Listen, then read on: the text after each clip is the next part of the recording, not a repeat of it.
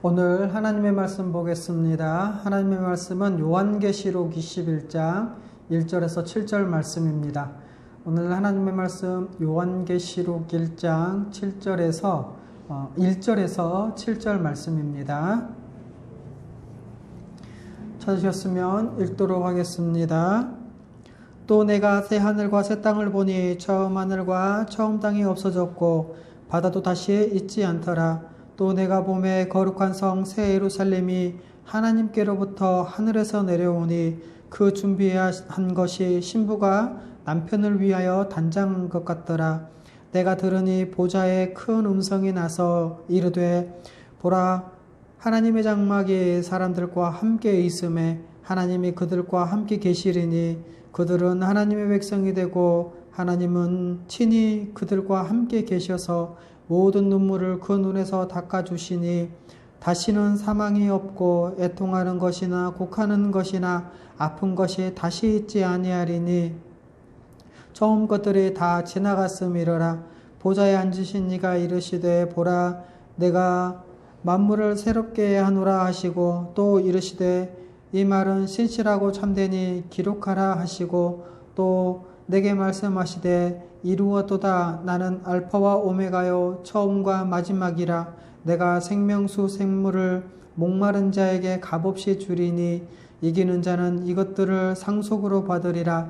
나는 그의 하나님이 되고 그는 내 아들이 되리라. 아멘. 오늘은 하나님 나라를 완성하실 주님이라는 제목으로 말씀을 전해드리도록 하겠습니다. 우리는 지금까지 복음의 기초를 계속 배워왔었는데 오늘은 그 마지막 시간입니다. 하나님 나라를 완성하실 주님. 지금까지 설명했듯이 1과부터 10과 지난주까지 설명했듯이 예수님은 이 세상에 다시 오셔서 심판하실 것입니다. 그러나 그 심판이 다시 오실 예수님의 최종적인 목적은 아니지요. 예수님이 이 세상에 다시 오시는 궁극적인 목표는 바로 하나님의 나라를 완성하시는 그 일에 있습니다.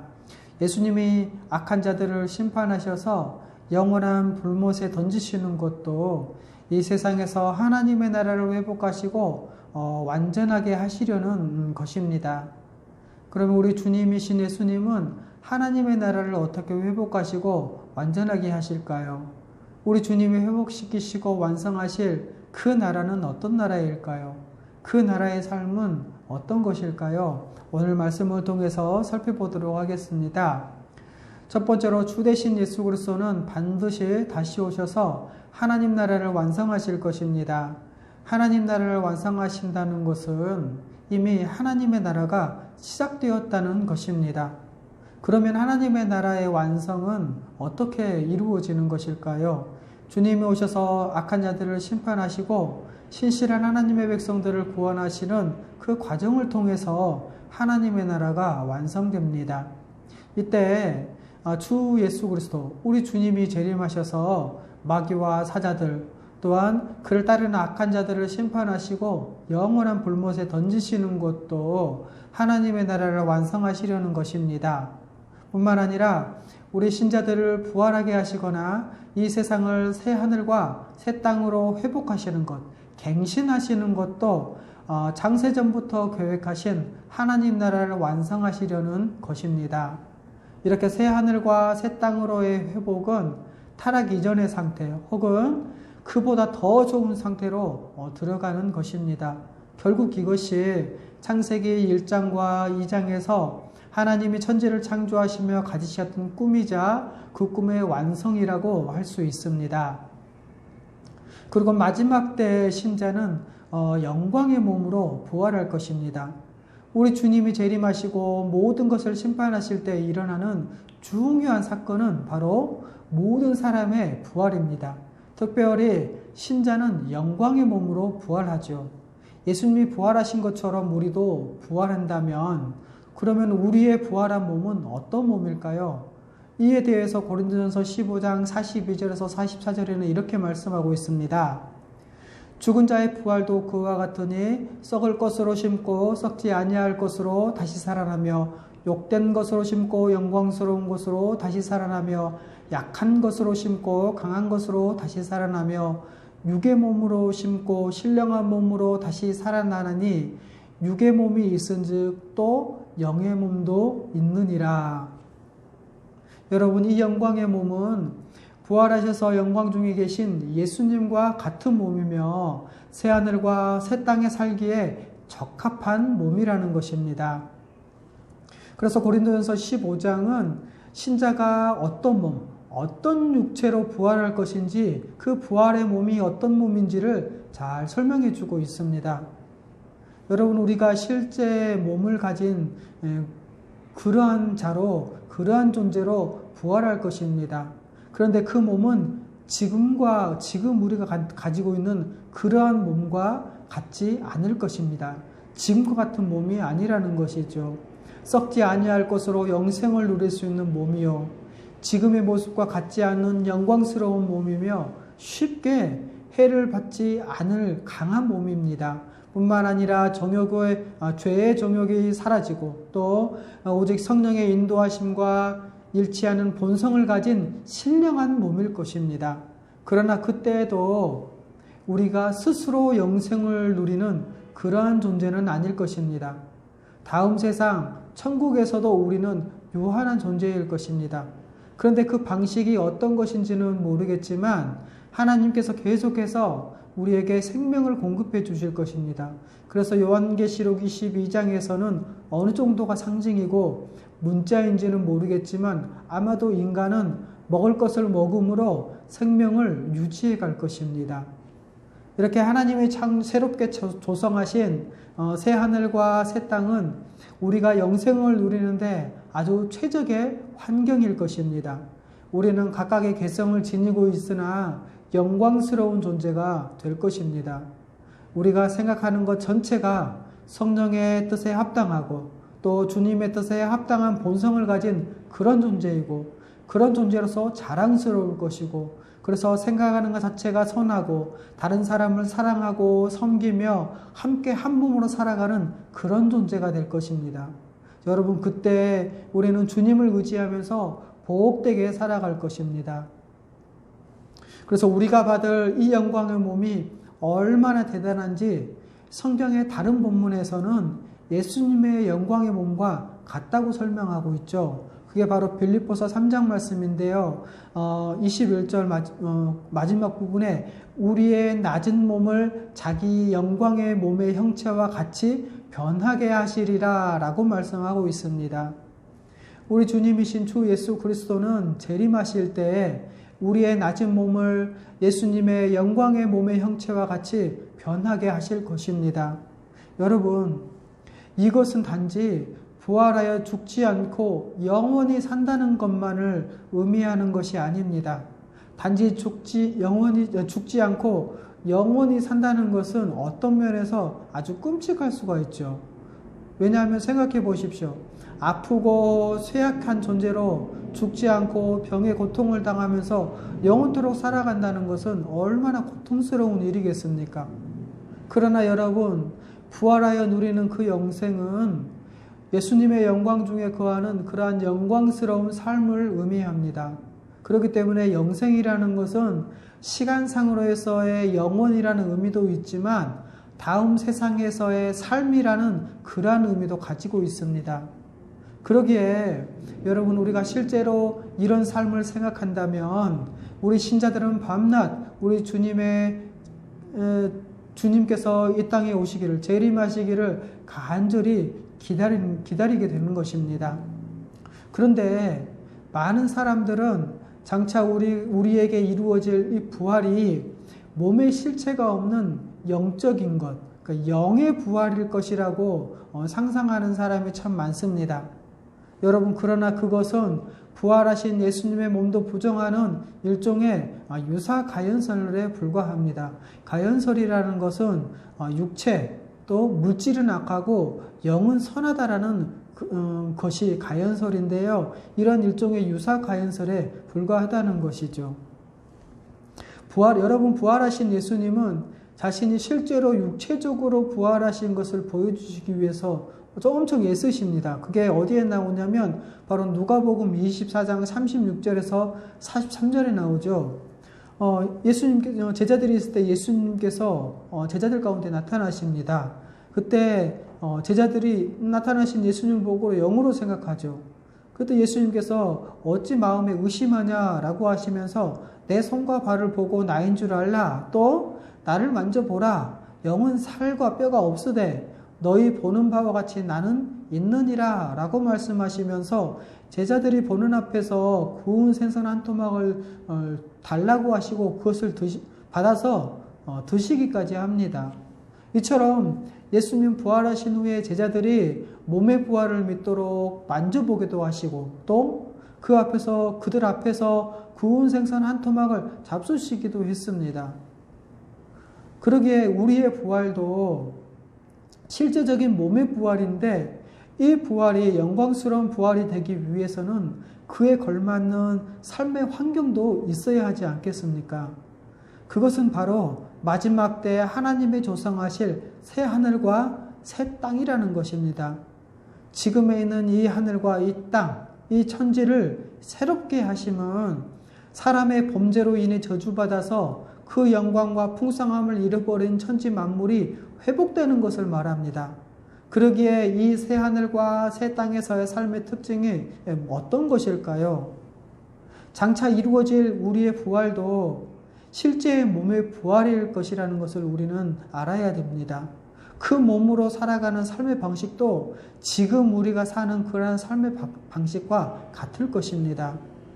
여러분, 부활이 마치 몸은 없고 영만 부활한다는 그러한 것은 여러분 성경의 사상에 없는 것입니다.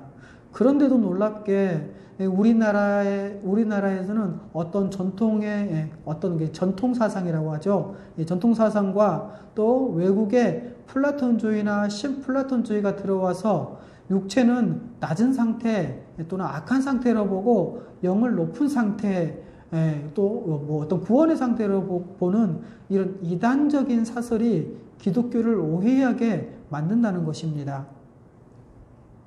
여러분, 모든 종교는 육체를 욕망의 근원으로 보고 있고요. 그래서 이 육체로부터 벗어나는 것을 구원 또는 해탈로 여깁니다. 그러나 여러분, 유일하게 우리 기독교만은 이 물질 세계와 몸, 이 육체를 하나님의 창조물로 보기 때문에 선한 것으로 여깁니다. 그렇기 때문에 유일하게 기독교 안에서만큼은 바로 이 금욕주의가 들어오지 못한다는 것이죠. 그런데도 안타깝게 어떤 사람들은 육을 제한하는 이러한 금욕적인 행위를 통해서 하나님께 더 나아가려고 합니다. 여러분, 기독교는 하나님께 더 나아가려는 이러한 것은, 하나님께 더 가까이 나아가는 것은 어떤 우리의 육체를 제한하거나 또 그렇지 않거나 하는 것과는 아무런 상관이 없습니다. 오직 우리 주 예수 그리스도로 말미암아서 하나님께 나아갈 수 있다라는 것이죠. 그렇기 때문에 우리 하나님은 금식 기도도 잘 들어주시지만 폭식 기도라고 하시는 분들도 있더라고요. 음식을 끊지 않고 하는 기도도 잘 들어주신다는 것입니다. 여러분, 우리는 이런 생각을 견지하는 것, 이것이 바로 기독교입니다. 그런데 지금 기독교의 신앙의 많은 영역에 있어서 혼란이 오는 것이 구원도 천국도 이 지구상에 없다고 생각한다는 것이지요. 여러분, 생각해 보십시오. 몸으로 부활한 인간이 지구상에 없고 어디 하늘로 올라가는 것일까요? 몸을 가진 존재가 하늘에 떠 있는 그런 상태로 여러분 있을 수가 있을까요? 여러분, 몸을 가진 존재는 땅에 발을 딛고 있어야 합니다. 그런데 어쩌다가 구원에 대한 생각이 이렇게 바뀌어 버린 것일까요? 여러분, 원래 기독교에서는 육체적인 이 부활을 실제로 생각을 하지 않는 사람들이 있었나 봐요. 그래서 육체적인 부활을 실제로 생각하지 않는 그 사람들을 기독교에서는 정통적으로 이러한 것들을 이단으로 취급받았습니다. 이단으로 취급했습니다. 그런데 지금도 은근히 이단으로 취급받는 그런 부활, 영만 부활한다는 것을 생각하고 있습니다. 혹은 떠나서 어느 다른 곳으로 간다는 걸 생각하고 있죠. 그래서 육체적인 부활을 믿는다고 하면서도 몸이 없는 영의 부활만 생각하는 경우가 참 많습니다. 그리고 몸을 가지고 있다고 하더라도 우리가 몸을 가지고 이 땅에서 생활하는 그러한 정상적인 삶에 대해서는 생각하지 않습니다. 부활에 대해 생각할 때도 영적인 것으로만 생각한다는 것이죠. 여러분, 어떤 사람은 부활한 몸을 가진 우리가 먹지도 않는 것처럼 그렇게 생각하는 사람도 있더라고요. 하지만 여러분 생각해 보십시오. 부활한 몸도 몸에 기관이 있는데 몸이 어떻게 먹지 않을 수 있으며 또 하나님이 인간에게 먹을 것을 주시고 그 먹는 즐거움도 주셨는데 천국은 먹지 않는 것으로 생각하니까 여러분 천국을 생각해도 별 기대가 없는 거 아니겠습니까? 여러분, 우리가 이 땅에서 즐거움을 누리는 것이 하나님이 주신 육체적인 즐거움이 굉장히 많다는 것입니다. 만지고 보고 또 뛰어다니고 또 무언가를 만들어내고 창조하고 이 모든 것이 하나님의 창조 세계에서 우리가 누리는 즐거움이라는 것이죠. 그런데 이런 대부분의 것이 마치 아닌 것처럼 생각해 버린다면 여러분, 다음 세상 천국에서 뭐가 즐겁겠습니까? 어떤 즐거움이 있겠습니까? 거기 간다고 하더라도 거기 가면 우리의 인생이 가장 복되고 가장 멋진 인생이겠습니까? 맨날 흰 옷 입고 그래서 천국은 너무나 완벽해서 할 일도 없고 그래서 누군가는 이렇게 말한다고 하더라고요. 천국에 가면 하나님을 찬양해야 된다고. 그래서 찬송가를 많이 외워야 한다고. 맨날 찬양만 한다고 말합니다. 여러분, 아침에 일어나서 찬양하고 또 잠깐 점심 때 쉬었다가 또 찬양만 하고 그리고 또 저녁에 들어와서 또 자고 그걸 영원토록 한다고요? 여러분, 그런 천국이 여러분의 기대가 됩니까? 여러분, 그것은 인간이 아닙니다. 그리고 하나님께 영광 돌리는 방식이 꼭 찬양만 있는 것도 아니죠. 그런데 어쩌다가 이렇게 비물질적이고 비창조적인 반부활적인 이러한 사상이 들어와서 이것이 마치 기독교인 양 오해되고 있다는 것입니다. 여러분, 천국은 아무것도 하지 않는 곳이 아닙니다. 천국은 완전해서 아무것도 손댈 것이 없고 만들 것도 창조할 것도 개선할 것도 경작할 것도 없다면 천국에 가서도 그러한 인간의 삶은 무료한 존재가 될 것입니다. 여러분, 성경 창세기 1장과 2장에서 창조를 많이 설명하고 있는 건 여러분도 아실 것입니다. 이렇게 창세기 1장과 2장에서 창조를 많이 설명하는 것은 다음 세상을 그려내는 원천으로 삼기 때문에 그렇습니다. 인간이 가장 복되고 가장 행복한 것이 무엇일까요? 아프지 않고 건강하고 또 멋지고 우리가 하는 일이 보람되고 가치 있고 또 그리고 여행도 하고 맛있는 것도 먹고 좋은 것도 보고 또 좋은 사람들과 만나서 교제하고 사랑하고 또 자기가 하지 못하는 것을 다른 사람에게 의지해서 다른 사람의 도움을 받아 함께 만들어가면서 살아가는 것. 하나님의 창조 세계를 경작하고 지키면서 연구하여 창조해내고 발굴하고 개발하고 그것으로 하나님께 영광을 돌립니다. 이 모든 것들이 매일매일 새롭게 된다는 것이죠. 여러분, 지금 우리의 상태, 우리가 가진 은사라든가 또 우리 인간의 속성, 또 성품, 기질, 또 잘하는 것, 좋아하는 것들이 다음 세상에서 계속될 것입니다. 그때는 여러분 악하고 죄악된 것들, 부족한 것들이 다 제거되고 더 순전하고 더 풍성하게 되어져서 다른 사람들 도와가면서 살아갈 것입니다. 그런데 이 모든 원천은 여러분 바로 몸의 부활이라는 것이지요. 여러분 이처럼 적극적으로 몸의 부활을 얘기하고 이렇게 지상적인 삶에 대해서 말하는 종교는 오직 기독교밖에 없습니다. 그렇기 때문에 우리 기독교는 절대로 뜬구름 잡는 허황된 그러한 얘기를 하지 않습니다. 왜 그렇습니까? 구체적으로 잡을 수 있는 이 물질 세계를 창조하신 분이 바로 우리 하나님이시기 때문에 그렇습니다. 이 창조 세계를 깨려는 것이 사탄이지, 하나님은 이것들을 다시 회복시키시고 우리를 부활시키시기 위해서 우리의 구원을 진행하십니다. 여러분, 더군다나 예수님께서 육신을 입고 이 땅에 오셨습니다. 하나님이 몸을 입고 이 땅에 오셨죠. 이처럼 예수님의 성육신하신 것, 그것이야말로 이 창조 세계를 긍정하는 것이 아니고 또 뭐가 있겠습니까? 이것보다 더 긍정하는 것이 있겠습니까? 예수님의 성육신과 예수님의 영과 육체의 부활, 예수님의 이 부활은 이것이야말로 최고의 하나님의 창조 세계의 긍정이요, 또 인간의 부활한 몸에 대한 긍정이라고 말할 수 있습니다. 여러분, 하나님은 이 세상을 우리가 몸으로 살아가기에 적합한 그러한 세계로 새롭게 회복하실 것입니다. 하나님이 창조하신 이 세상은 하나님께서 보시기에 힘이 좋은 세상이었죠. 하나님은 마지막 날 모든 심판을 다 행하신 후에 사람의 죄로 인해 함께 저주받은 이 세상을 다시 새롭게 갱신하실 것입니다. 그래서 새 하늘과 새 땅은 이전에 지으신 천지인 하늘과 땅을 새롭게 한다는 의미를 가집니다.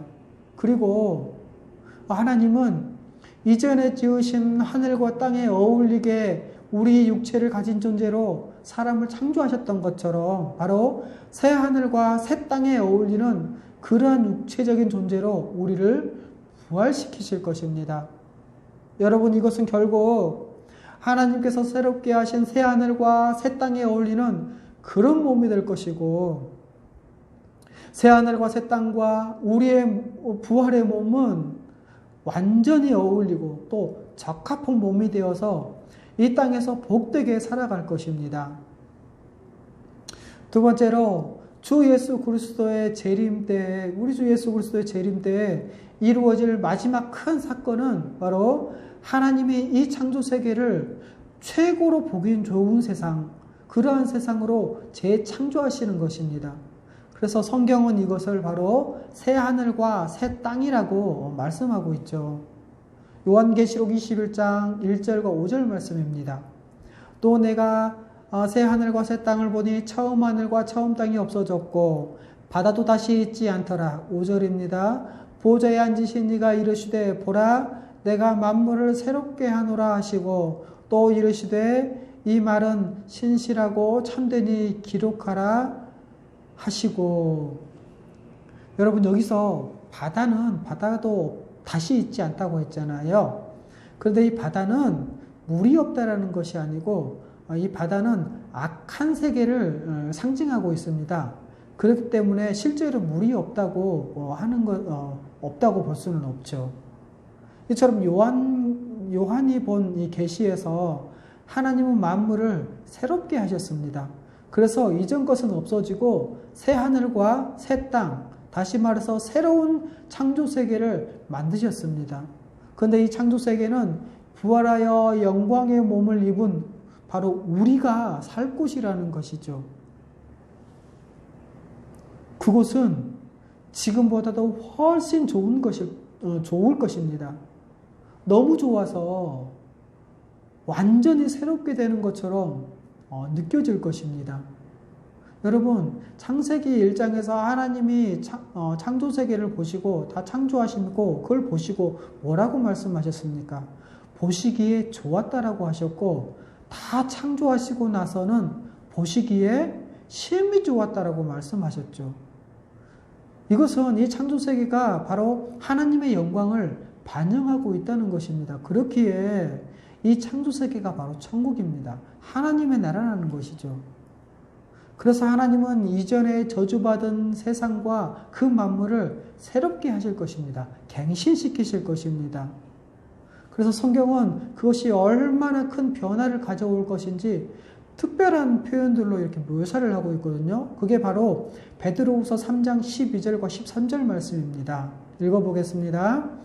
하나님의 날이 임하기를 바라보고 간절히 사모하라. 그 날에 하늘이 불에 타서 풀어지고 물질이 뜨거운 불에 녹아지려니와 우리는 그의 약속대로 의가 있는 곳인 새 하늘과 새 땅을 바라보도다. 여러분, 이 말씀은 마치 지구와 온 세상이, 온 우주가 불에 타서 녹아 없어질 거라고 생각하는데요. 여기서 말하는 표현은 그런 의미가 아니고 그만큼, 그 정도로 새롭게 하신다라는 그런 말씀입니다. 또 요한계시록 22장에서는 새로운 세상에 대한 묘사가 조금 더 자세하게 이제 표현되어 있는데요. 요한계시록 22장 1절에서 5절 보면 수정 같은 맑은 생명수 강이 또 보이고요. 또 강 좌우에는 생명나무가 있어 12가지 열매를 맺되 달마다 그 열매를 맺는데요. 그리고 그 나무 잎사귀들은 만국을 치료하기 위해 있다라고 하시고 그곳에는 다시는 저주가 없고 다시는 밤도 없고 또 하나님의 얼굴을 볼 것이라고 이렇게 말씀하고 있죠. 그런데 여러분, 요한계시록은 구약 성경에 여러 가지 이미지를 가져와서 사용하고 있습니다. 그렇기 때문에 요한계시록 22장에서도 창세기 2장과 에스겔서의 에덴 동산의 그 모습과 또 성전의 이미지를 가져와서 사용하고 있습니다. 여러분, 그곳은 수정같이 맑은 생명수의 강이 흐르는 곳입니다. 그리고 그 강 좌우에는 생명나무가 있죠.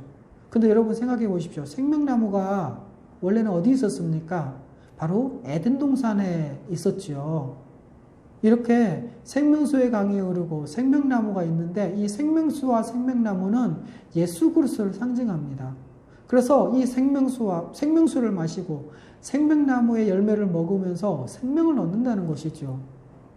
이렇게 생명나무의 12가지 열매를 달마다 맺는다고 합니다. 여러분, 얼마나 풍성함을 표현하고 있습니까? 또 그 생명나무의 잎사귀는 모든 상처와 질병을 치료하는 효력이 있대요. 이것은 이 모든 것이 생명을 얻게 하는 원천이라는 것입니다. 여러분, 어느 정도가 이 요한계시록에 어느 정도가 문제적이고 상징적인지는 알 수 없습니다. 하지만 하나님이 창조하신 세상 전체가 우리에게 생명을 주는, 우리를 온전케 하고 치료하는 환경으로 만들어져 있다는 것이죠. 여러분, 그 새로운 세상에서는 다시 저주가 없으며 다시 밤도 없을 것입니다. 여러분, 그곳에서는 우리는 하나님과 그 어린 양의 얼굴을 볼 것입니다. 그러나 여러분, 마지막 때 하나님이 새롭게 조성하실 새 하늘과 새 땅을 우리는 어떻게 이해해야 할까요? 새 하늘과 새 땅은 바로 이 지구를 가리키며 현재와 같은 물질세계, 바로 물질세계를 가리키고 있다는 것입니다. 그런데 현 세계와 완전히 다른 세계를 여러분들은 꿈꾸고 있습니까? 현재의 지구와 지구와는 다른 곳을 상상하고 계십니까? 아니면 물질이 없는 영계만을 생각하십니까?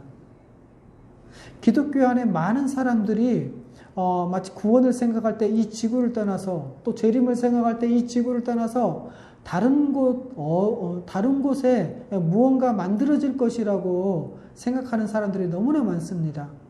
하지만 여러분, 성경의 근거를 자세히 살펴보면 이 지구가 다시 회복될 것이라는 것을 믿을 수밖에 없을 것입니다.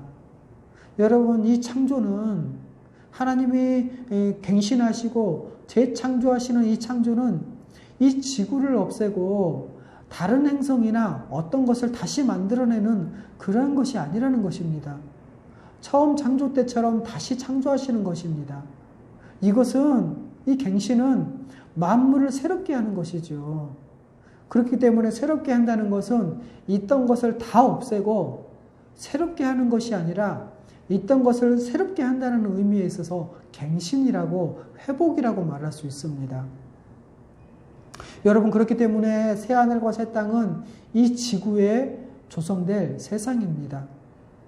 그리고 현재의 이 창조세계와 본질적으로 유사성 혹은 연속성을 갖고 있다고 보아도 될 것입니다. 이 지구는 하나님이 창조하신 세상입니다. 여러분, 그렇기 때문에 이 지구는 버릴 곳이 아니지요. 하나님은 이 지구를 사람이 살 수 있도록 너무나도 아름답고 풍성하고 사람이 살기에 가장 적합하게 조성하신 세상입니다. 이렇게 창조하신 세상을 사탄이 와서 조금 어떻게 했다고 해서 포기한다고요? 여러분, 그것은 실패입니다. 하나님의 실패죠. 결코 그렇기 때문에 결코 그렇게 그럴 수 없습니다. 오히려 하나님은 모든 것을 사랑으로 다시 회복시키신 다음에 더 온전하고 더 아름답고 더 풍성하게 만드실 것입니다. 이 하늘과 땅도 하나님이 조성하신 것이고 인간이 몸으로 또 영육 통일체로 존재하게 되는 것도 바로 하나님의 형상을 반영한 것이죠. 그런데 이것이 죄로 말미암아 타락했죠. 그런데 우리 하나님께서 다시 이 모든 것들을 회복하신다는 것입니다. 이제는 그래서 새 몸과 새 몸, 부활한 몸, 새 하늘과 새 땅, 바로 신천신지로 새롭게 갱신될 것입니다. 그런데 지금 새 하늘과 새 땅에 대한 얘기도 너무나 없고요. 또 그것을 말하면 이상하게 바라봅니다. 또 그것에 대한 새 하늘과 새 땅에 대한 소망도 하지 않게 되죠. 이것을 이 새 하늘과 새 땅, 신천신지를 이단들이 사용하다 보니 기독교 안에서는 이것을 더 사용하지 않습니다. 여러분, 타 종교와 또는 이단과 기독교를 구분하는 창조신학과 이 부활신학은 가장 특별하고도 실제적이요 또 가장 소망을 주는 이 두 가지를 너무도 우리 기독교에서는 이해하지 못하고 있다는 것입니다. 여러분, 하나님의 창조 세계인 이 지구 또 이 우주는 완전히 불타 없어지고 전혀 다른 차원의 새로운 세상이 만들어질 것이라고 보는 것은 여러 가지 의미에서 결코 바람직하지 않습니다. 첫 번째로는 하나님의 창조 세계가 죄로 인해 무의미해지는 것은 바로 사탄이 원하는 것이기 때문에 그렇죠. 여러분, 하나님은 보시기에 심히 좋았던 자신의 작품들, 그것을 어떤 일이 있어도 포기하지 않으실 것입니다. 하나님이 창조하신 것을 우리 하나님께서는 절대로 건드릴 수 없습니다. 아니, 사탄은 절대로 건드릴 수 없습니다. 하나님은 능력 가운데서, 섭리 가운데서 사탄에게 허용하시기는 했지만, 하지만 끝까지 이 창조 세계를 우리 하나님께서 완성해서 조성하실 그 계획과 그 꿈을 절대로 포기하지 않으신다는 것입니다. 두 번째로, 마지막 때 처음 세상이 다 불타 없어지는 것이라면 여러분, 현재 이 피조 세계가 그때를 기다릴 이유가 없습니다. 그런데 성경은 기다린다고 하고 있죠. 어디 나오냐? 바로 로마서 8장 19절에서 22절 말씀입니다. 읽어드리겠습니다. 피조물이 고대하는 바는 하나님의 아들들이 나타나는 것이니 피조물이 허무한데 굴복하는 것은 자기 뜻이 아니요 오직 굴복하게 하시는 이로 말미암음이라. 그 바라는 것은 피조물도 썩어짐의 종노릇한 데서 해방되어 하나님의 자녀들의 영광의 자유에 이르는 것이니라. 피조물이 다 이제까지 함께 탄식하며 함께 고통을 겪고 있는 것을 우리가 아느니라. 여러분, 로마서에서는 피조물들이 마지막 때가 이르기를 간절히 기다린다고 말하고 있습니다. 하나님의 자녀들이 영광의 몸으로 부활하여서 모든 저주가 제거될 때 모든 피조 세계에 있는 끼치는 그러한 저주도 거칠 것입니다. 그리하여 허무한데 굴복하던 것에서 그리고 또 썩어짐의 종노릇하던 것에서 해방될 것입니다. 그래서 피조물들이 탄식하며 그 날을 기다리는 것이죠. 피조물들이 다 불타 없어질 것이라면 누가 그것을 탄식하며 어떤 피조물이 그것을 탄식하며 간절히 기다리겠습니까? 이런 식으로 묘사할 이유가 없다는 것이죠. 여러분, 그렇다면 피조물은 하나님의 아들들이 나타나기를 고대하는 그 이유가 무엇일까요? 인간이 하나님의 그 형상대로 창조되어져서 이 피조세계를 다스릴 권한을 가지고 있습니다. 신분과 지위를 가지고 있죠. 그래서 이 모든 지구의 피조세계가 인간의 운명에 종속되어 있습니다. 그래서 인간이 죄를 짓고 하나님 나라에서 쫓겨나면 이 창조세계도 하나님 나라의 그 온전한 기능을 상실합니다. 저주를 받는 것이죠. 그런데 하나님의 아들들이 회복되어지면 이 창조세계도 영광의 창조물로 회복되어진다는 것입니다. 이것을 로마서 8장에서 설명해 내고 있다는 것이지요. 여러분, 그래서 피조물들은 빨리 하나님의 아들들의 구원이 완성되기를 고대합니다. 지금은 비록 피조물이 허무한 데 굴복해 있습니다. 그러나 이것은 자기 뜻이 아니라 하나님의 인간에게 연결시키시고 또 인간이 타락하자 거기에 굴복하게 하신 것이지요. 이제 모든 피조물들이, 모든 창조세계가 자기가 원래 가졌던 아름다움, 또 풍성함, 그 영광이 다시 회복되기를 고대하고 있습니다. 그럼 이 피조물들이 실제로 인격이라서 고대하는 것일까요? 그것이 아닙니다. 실제로 모든 것을 회복하실 것을 창조세계 전체의 관점에서 대변해 본다는 그러한 관점에서 말할 수 있다는 것이죠. 그래서 피조물도 우리가 하나님의 자녀의 영광에 이르기를 또 자유에 이르기를 원하는 것입니다. 여러분, 우리도 부활의 영광에 이르지만 창조세계도 그 부활의 영광에 준하는 그 영광에 이르게 될 것입니다. 왜 그렇습니까? 우리만 영광의 부활을 했는데, 영광의 몸을 가지고 부활했는데 세상은 그대로라면, 이 세상은 악하고 연약하고 부족한 것을 그대로 갖고 있다면, 그래서 이 부활한 영광의 몸으로 그것을 그대로 맞이한다면 그것이 어떻게 천국이겠습니까? 피조물도 똑같이 영광에 이르러야 합니다. 하나님의 아들들이 영광의 자리에 이르면 그래서 피조물도 함께 영광의 자리에 이르게 될 것입니다. 이것이 성경이 말하는 말씀이죠. 이 땅이 얼마만큼 바뀔지는 모르겠습니다. 그러나 연속성과 불연속성, 또 어떤 유효성, 이런 차원에서 이 땅에 있는 것들이 그대로 있을 것입니다. 여러분, 우리 인간이 창조한 문화나 문명까지도 악한 것들은 다 제거되고 좋은 것들은 다 하나님이 주신 것이기에 그렇게 된다는 것이죠. 하나님이 이 세상을 풍성하고 아름답게 만들도록 두신 것입니다. 그렇기 때문에 다음 세상에서도 문명이 유지되어질 것이고 또 발전할 것입니다. 뿐만 아니라 예술과 문화와 또 문명이, 사상이 다 발전하게 될 것입니다. 왜냐하면 다 하나님이 주신 것이기 때문에 그렇습니다. 그래서 어떤 사람들은 이 좋은 것이 다 다음 세상에 남을 것이라고 보는 사람도 있습니다. 또 어떤 한 사람이 인격의 존재와 또 외모도 또 기억도 연속성이 있어야 합니다. 그래야지 천국에서 그 사람을 보면 그가 누구인지 알 수 있을 것이고 또 그 사람이 구원받은 사람이라는 것도 알 수 있겠죠. 뿐만 아니라 기억도 연속성이 있어야 합니다. 이 세상에서 함께 했던 사람들을 천국에서 만나면 그때 그 사람을 알아보고 그때를 기억하며 기뻐하고 또 즐거워할 것입니다. 여러분, 이 창조세계를 생각해 보면 우리의 몸을 생각해 볼 때 이 창조세계의 영광과 이 지구가 우리의 삶의 영역이라는 것입니다. 오히려 이 지구를 떠나는 존재들은 어떤 존재들입니까? 악한 존재들, 하나님의 심판을 받는 존재들입니다. 참된 하나님의 백성인 우리는 이 세상에서 영광스러운 복을 누릴 것입니다.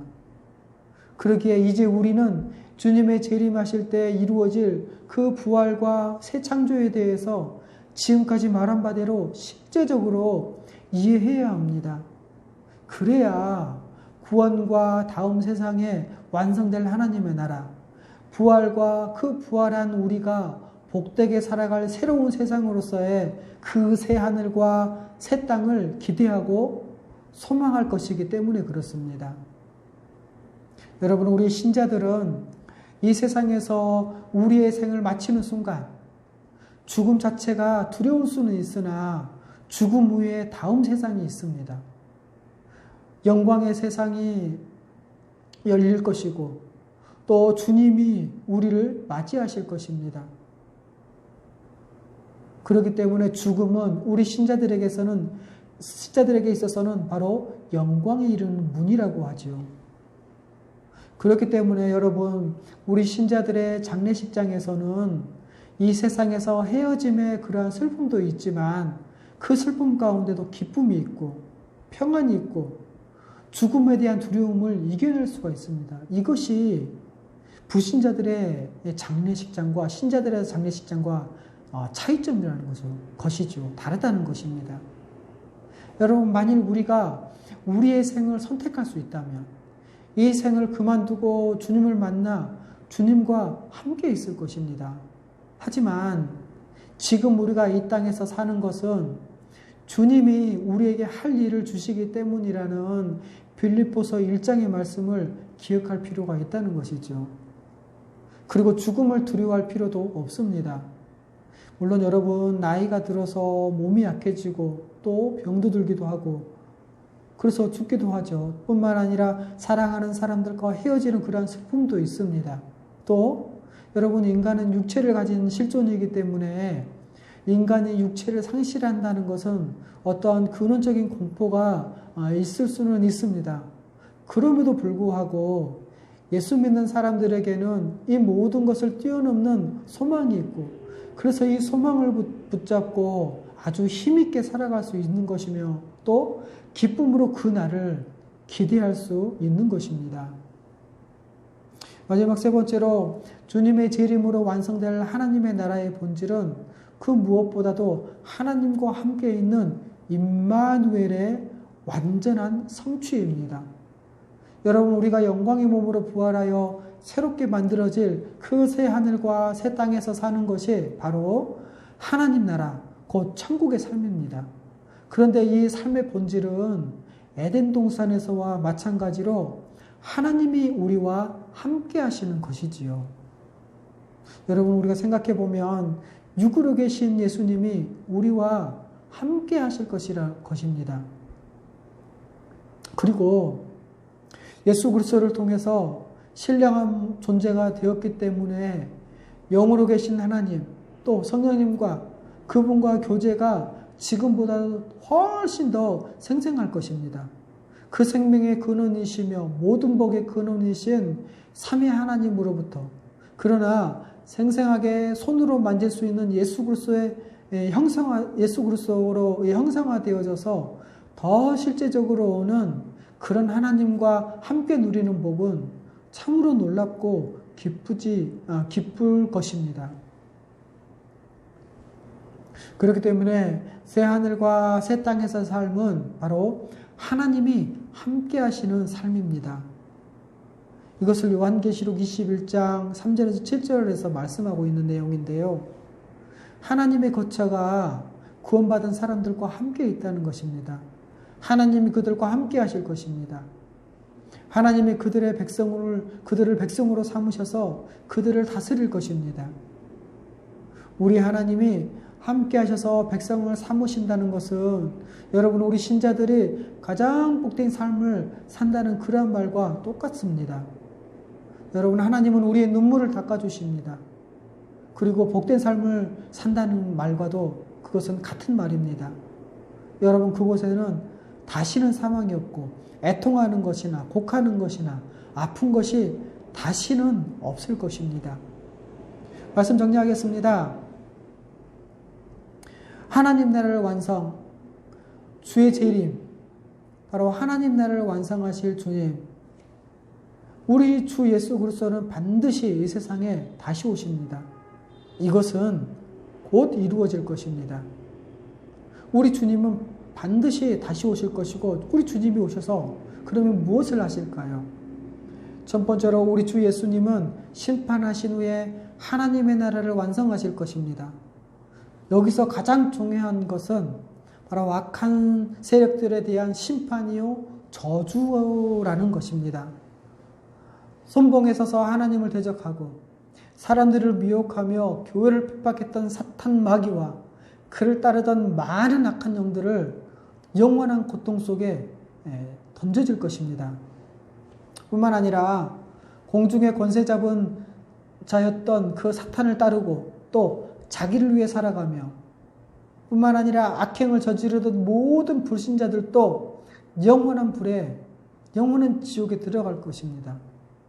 그런데 여기서 우리는 한 가지 잊지 말아야 합니다. 그것은 이런 심판은 단지 구원의 일부라는 것이죠. 다시 말해서 이런 심판은 이 지구상의 모든 악한 것들을 몰아내고 다시 새롭게 하기 위해 행해지는 것입니다. 새롭게 갱신된 창조세계에 영광의 몸으로 부활한 하나님의 자녀들을 두시고자 행하시는 것이라는 것입니다. 이를 위해 악한 모든 것들을 쫓아내시고 만물을 새롭게 하시고 일시적이고 연약한 것들을 영원하고 아름다우며 풍성하고 온전한 것으로 대체하십니다. 바로 이곳이 여러분 부활한 하나님의 나라의 백성이 거하게 될 그럴 장소입니다. 두 번째로 하나님의 나라는 새 하늘과 새 땅에 조성되고 그곳에서 하나님의 백성들이 하나님과 함께 거할 때 완성됩니다. 여러분 그곳은 고통이나 슬픔이나 썩어짐이 다시는 없습니다. 예수님의 부활과 같은 영원하고 영광스러운 것들만 있습니다. 하나님이 처음 세상을 창조하신 후에 보시기에 심히 좋았다고 하신 것처럼 심히 보기에 좋은 것들로만 가득할 것입니다.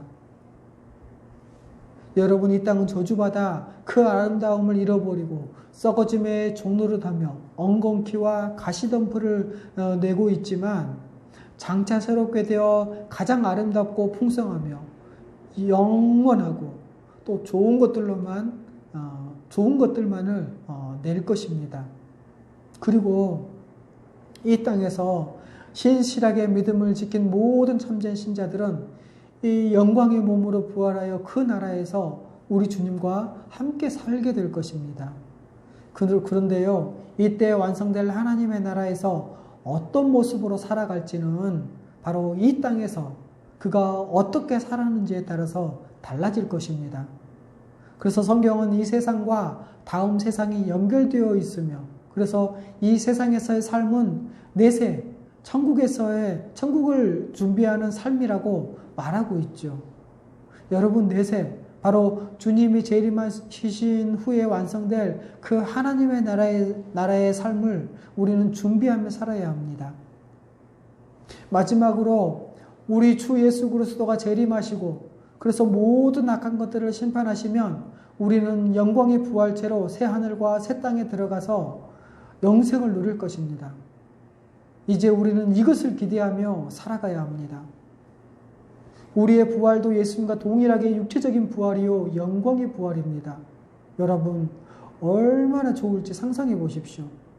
지금 육신이 연약함과 쇠약함을 너무 매몰되지 맙시다. 그런 것들을 가볍게 생각합시다. 왜냐하면 다음 세상에서는 이러한 육신의 연약함이나 쇠약함은 끝날 것이기 때문에 그렇습니다. 또 우리가 들어갈 세상은 새 하늘과 새 땅입니다. 이 창조세계를 보면서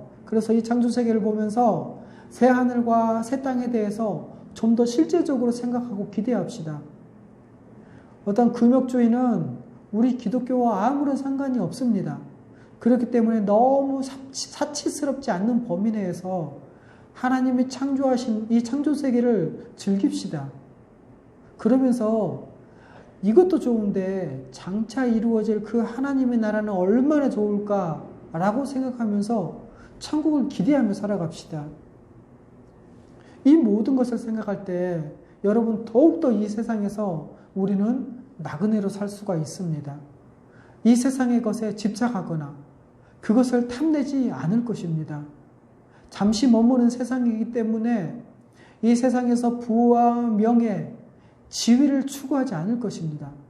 그런데 이 세상에서 모든 것을 얻어내려 하고 또 부와 명예나 지위를 추구하려는 것은 이 세상에서 영원히 살겠다고 하는 사람들만 가능한 것입니다.